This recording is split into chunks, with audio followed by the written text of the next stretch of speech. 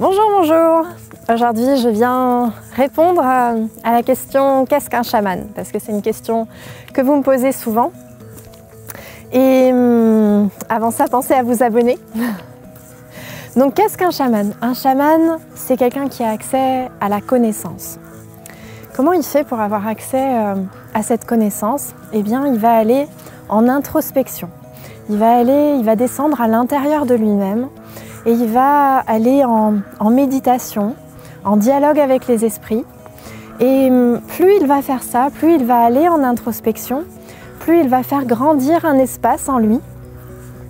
Espace qui va lui permettre d'accéder à la connaissance.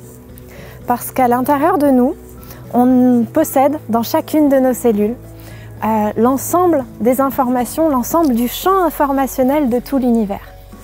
Et on peut y avoir accès grâce à ces descentes à l'intérieur de nous. Donc c'est vraiment quelque chose qui se passe à l'intérieur.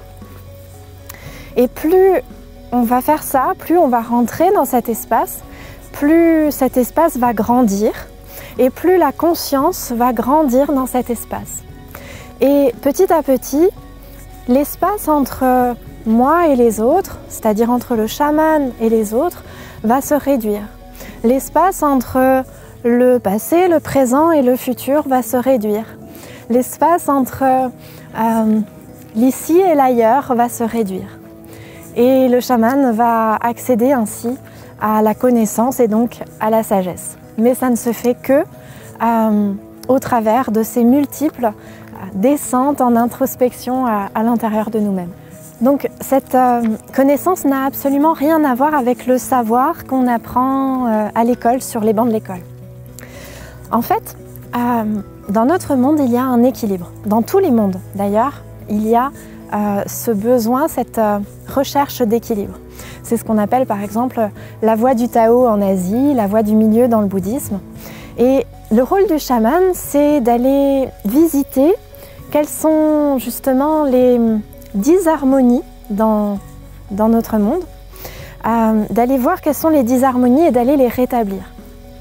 Et en fait, en allant en introspection, il va pouvoir aller faire le lien entre un événement et une maladie, entre une émotion et une maladie par exemple.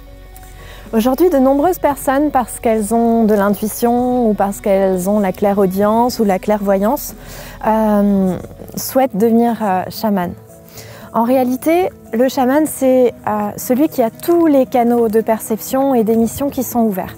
Donc il va avoir autant la clairaudience que la clairvoyance, que la clairolfaction, le clair gustatif, la claire connaissance. Donc vraiment tous ces canaux d'émission et de réception qui sont ouverts. Et tout le monde souhaite devenir chaman aujourd'hui, il y a une véritable mode. Mais c'est en oubliant que devenir chaman, c'est un véritable sacerdoce. Parce que ça demande une hygiène de vie permanente, ça demande de prendre soin de ses 4 corps en permanence pour rester dans la bonne fréquence. Donc le chaman, c'est vraiment quelqu'un qui dédie sa vie aux autres. Et on entend souvent que les guérisseurs sont des chamans. Je dirais plutôt que tous les chamans sont des guérisseurs, mais que tous les guérisseurs ne sont pas forcément des chamans. Dans la mesure où on peut être un guérisseur parce qu'on a du magnétisme, ou on peut être un guérisseur parce qu'on a des facultés de voyance et que du coup on va permettre aux personnes de passer des caps de conscience.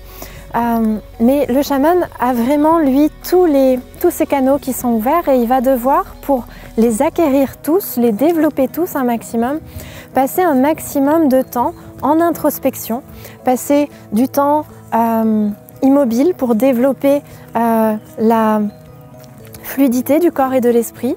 Il va devoir passer du temps dans le noir pour développer sa vision. Il va devoir passer du temps dans le silence pour développer sa capacité d'écoute intérieure. C'est comme ça par exemple que je me suis déjà retrouvée à méditer pendant plusieurs heures sous une cascade à 15 degrés. Alors je vous invite à aller en introspection, à cette découverte de votre connaissance intérieure, de votre sagesse intérieure, parce que même si tout le monde n'est pas destiné à devenir chaman, les outils du chamanisme, eux, sont accessibles à tout le monde.